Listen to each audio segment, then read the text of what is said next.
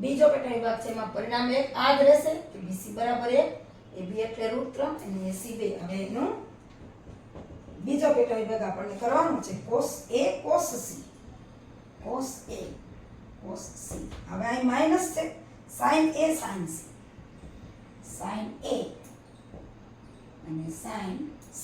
હવે જુઓ cos A નું cos પાસેની બાજુ છેદમાં કર્ણ એટલે કે AB ના છેદમાં AC ગુણ્યા cos C પાસેની બાજુ છેદમાં કર્ણ એટલે BC ના છેદમાં AC. હવે અહીંયા ઓછા છે sin C sin A જે C A છે એનો sin ખૂણો A છે એનો sin એટલે સામેની બાજુ છેદમાં કર્ણ એટલે કે BC ના છેદમાં AC ગુણ્યા sin C C સામેની બાજુ AB ના છેદમાં AC sin C સામેની બાજુ AB ના છેદમાં AC. હવે આમાં આપણે કિંમતો મૂકી AB √3 AC એટલે 2 BC એટલે કે 1 AC એટલે 2 એવી જ રીતે અહીંયા BC એટલે 1 AC એટલે 2 AB √3 AC એટલે 2. હવે અહીંયા લઈ લઈએ ઉપરનો ગુણાકાર અંશ અંશ અને છેદ ગુણ્યા છેદ એટલે √3 ગુણ્યા 1 એટલે √3 ના છેદમાં 4 ઓછા આ પણ √3 ગુણ્યા 1 છેદમાં 4 એટલે √3 ના છેદમાં 4. જેટલા પ્લસ છે એટલા જ માઈનસ છે એટલે આવશે જવાબ 0. આ તો બહુ સહેલો દાખલો થઈ ગયો એટલે કે cos A cos C minus sin A sin C sin A sin C બરાબર 0. હવે જોઈએ સ્વાધ્યાય 8.1 નો 10 નો દાખલો. ત્રિકોણ PQR માં ખૂણો Q કાટખૂણો છે. PR વત્તા QR બરાબર 25 સેન્ટીમીટર અને QR 5 સેન્ટીમીટર હોય તો sin P cos P અને tan P શોધો. જુઓ દાખલા નંબર 10 આપણને કીધું છે PQR માં ખૂણો Q કાટખૂણો છે. અહીંયા આ Q છે બરાબર. PQR માં ખૂણો Q કાટખૂણો છે. PR વત્તા QR આપણને આપી દીધા છે 25 અને QR PQ છે એ 5. હવે જો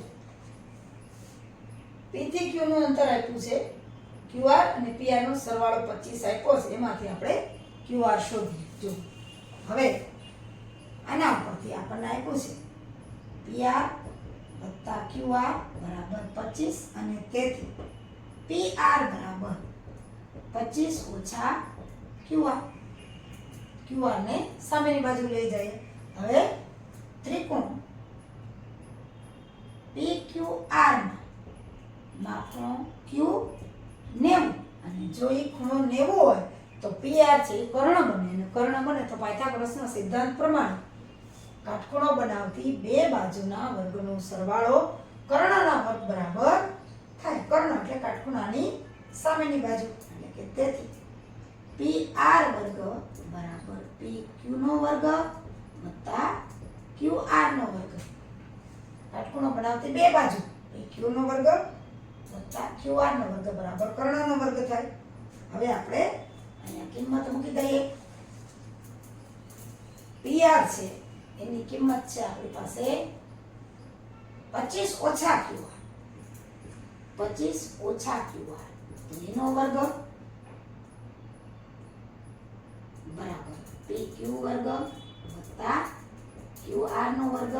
હવે જો PQ પણ આપણને આપ્યા છે 5. 25 ઓછા અહીંયા આપણે જોઈએ 25 ઓછા QR નો વર્ગ બરાબર આની કિંમત આપી છે 5 એટલે 5 નો વર્ગ વત્તા QR નો વર્ગ. હવે આનું વિસ્તરણ a ઓછા b કૌંસની ઉપર વર્ગ પેલા પદનો વર્ગ અહીં ઓછા હોય તો ઓછા 2 ગુણ્યા પેલું પદ ગુણ્યા બીજું પદ વત્તા બીજા પદનો વર્ગ એટલે આવશે 25 નો વર્ગ ઓછા 2 પેલું પદ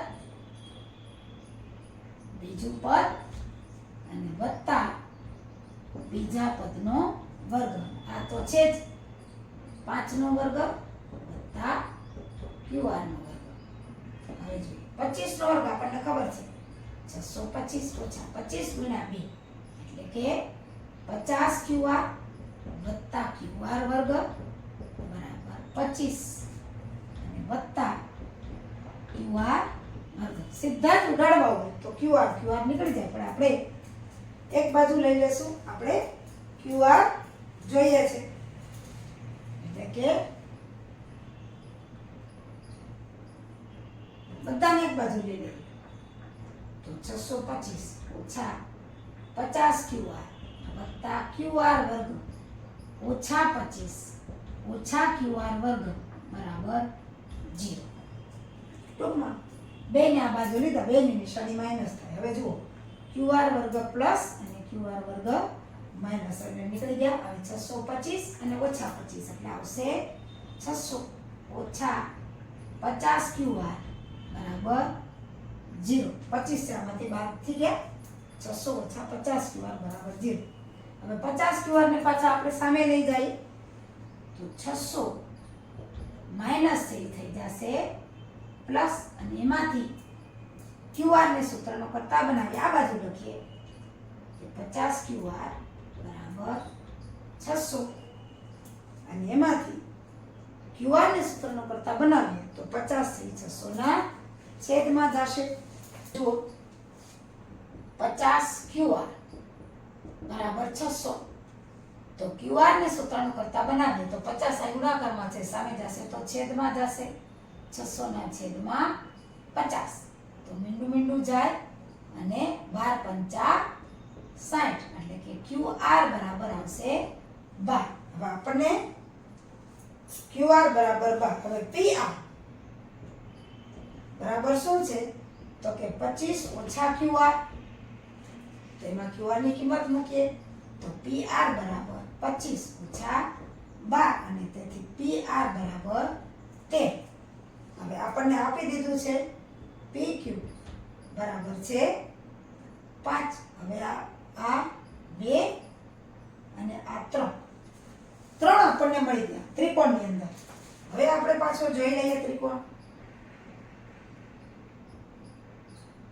ખૂણો Q કાટખૂણો છે અહીંયા P છે અને અહીંયા R છે હવે જુઓ આમાં PQ છે 5 PR છે 13 અને QR છે 12 જુઓ અમુક જોડી છે કાટકોણ ત્રિકોણની જોડી છે 5 12 અને 13 એવી રીતે 3 4 અને 5 આવી રીતે કાટકોણ ત્રિકોણની જોડીઓ આવે છે એટલે હવે જો ત્રણે ત્રણ બાજુ આપણને મળી ગઈ છે તો આપણને શું કીધું છે હવે sin p cos p અને tan p શોધો હવે જોઈ લઈએ આપણે sin p અહીંયાથી sin p સામેની બાજુ છેદમાં કર્ણ એટલે QR ના છેદમાં PR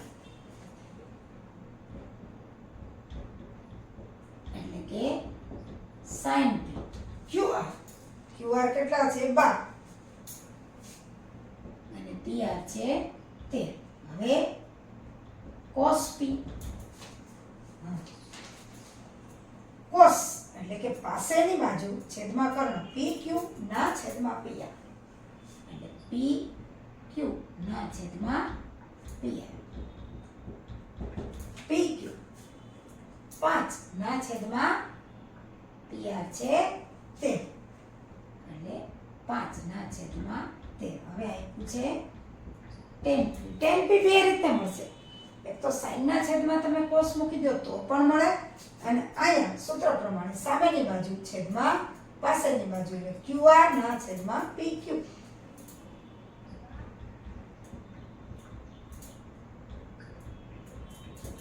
QR 12 ના છેદમાં 5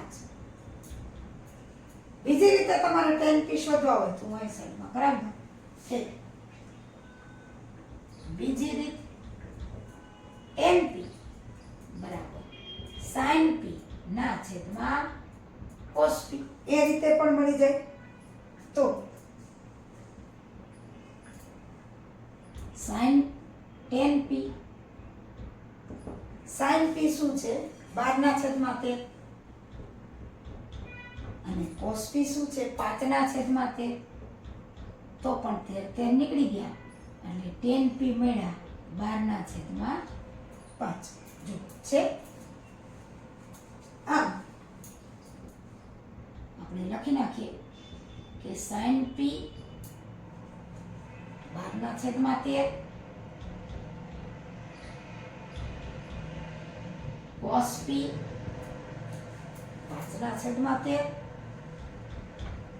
અને tan p બે રીતે આપણે લીધા. 12/5 જ આવે છે. 12/5 આ જવાબ છે. sin p cos p અને tan p. હવે જુઓ આ સ્વાધ્યાય એટલે કે 8.1 નો છેલ્લો દાખલો 11મો દાખલો. નીચેના વિધાનો સત્ય છે કે નહીં તે કારણ આપીને સમજાવો. જુઓ 5 વિધાનો છે. એમાં પહેલું tan એનું મૂલ્ય હંમેશા 1 કરતા ઓછું હોય છે. જુઓ દાખલો 11 પહેલું રકમ નથી લખતી.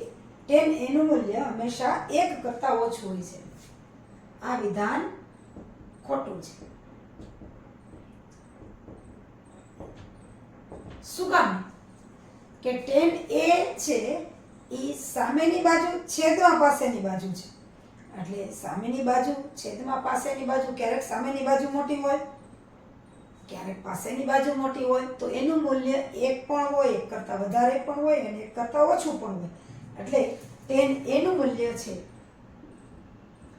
એ less than or equal to 1 અને greater than or equal to 1 પણ આવે. એટલે કે tan એનું મૂલ્ય 1 કરતાં મોટું અથવા બરાબર અને 1 કરતાં નાનું અથવા બરાબર આવે. તો આમાં 1 કરતાં ઓછું જ હોય એ વિધાન ખોટું છે. 1 કરતાં મોટું પણ હોય, 1 કરતાં નાનું પણ હોય, 1 જેટલું પણ આવે છે. એટલે આ વિધાન ખોટું છે. કોઈ બીજું છે એ માપવાળા કોઈ ખૂણા માટે sec a 12/5 સત્ય છે. આ વિધાન સાચું છે. એટલે કે સત્ય છે. શું કામ? આપણને કીધું છે કે sec a બરાબર 12/5. જુઓ sec છે એ sec a નું સૂત્ર તમે લ્યો તો કર્ણ ના છેદમાં પાસેની બાજુ. અને આપણને ખબર છે કાટકોણ ત્રિકોણમાં કર્ણ સૌથી વધારે હોય એટલે કે સૌથી મોટી બાજુ કર્ણ હોય. એટલે 12/5 એટલે એનું મૂલ્ય 1 કરતાં વધારે આવશે.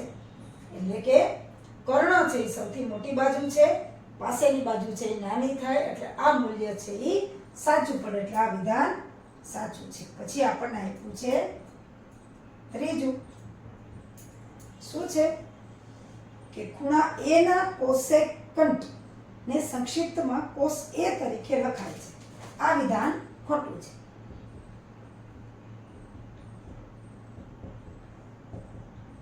શું કામ? જો કોસેકન્ટ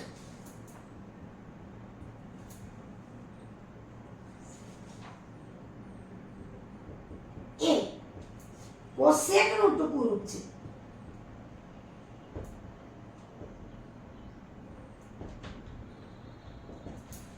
કોસેકન્ટ છે એ કોસેક નું ટૂંકું રૂપ છે.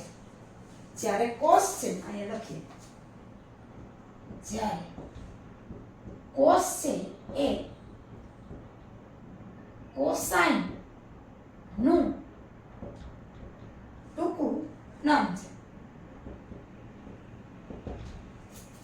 કોસેકન્ટ છે કોસેક નું ટૂંકું નામ છે. કોસ છે કોસાઇન નું ટૂંકું નામ છે. એટલે કે આપણને આપ્યું છે કે ખૂણા a ના કોસેકન્ટ ને સંક્ષિપ્તમાં cos a લખાય છે. વિધાન ખોટું છે. હવે ચોથું, કોટ અને a નો ગુણાકાર કોટ a છે. આ વિધાન પણ ખોટું છે.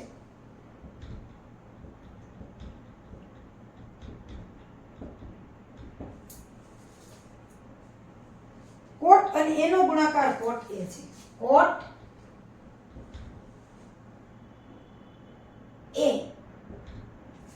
a ના ગુણાકારમાં નથી, પણ એક ખૂણો જ છે. એટલે કોટ અને a નો ગુણાકાર કોટ a નથી. કોટ a એક શબ્દ જ છે, ગુણાકારમાં છે જ નહીં.